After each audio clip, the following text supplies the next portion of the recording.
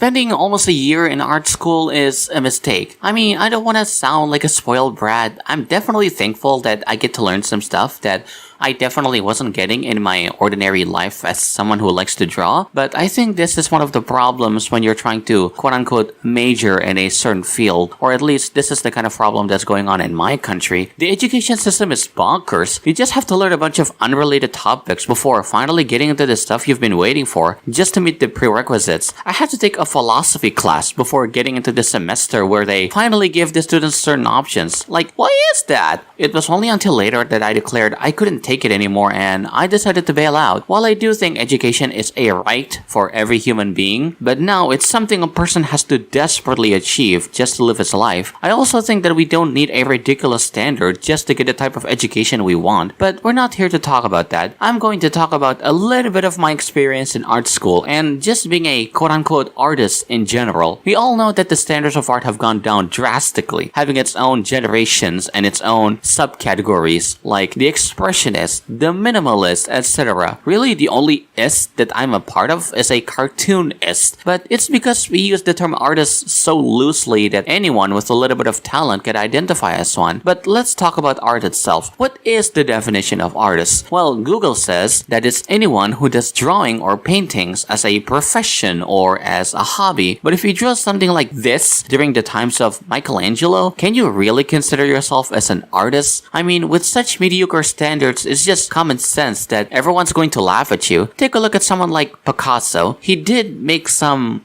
paintings, I guess, but what standards must we have to consider his work as art? Or maybe not. Maybe it's all just money laundering. We all know all the ridiculous stuff they put in museums, like the taped banana, the white canvas, the urinating military woman, and the golden working toilet they call America. I mean, you can make whatever you want as shocking, obscene, disgusting, or meaningless as it is, but pressuring everyone to call it art is just pretentious. A history teacher back in my art school implies that the value of art depends on the artist, meaning if someone like Da Vinci just drew something as simple as a straight line on a canvas, then that's it, it's art. And I was like, okay, I went into art school to produce something that at least can benefit society, but why am I doing this? Why are we doing this? I already explained that the only ist that I'm a part of is being a cartoonist, and it is my preference or the subcategory of being an artist that I actually enjoy. There's this stereotypical notion that the peak of artistic excellence is drawing or painting something down to the exact detail to the point where you can't really distinguish it from reality. I mean, that's sort of a reasonable standard to hold, but unfortunately it's not my taste. Cartooning is the art of boiling things down to its simplest form, and sometimes people even forget this definition. Like when someone says, "The cat you're drawing doesn't look like a cat,"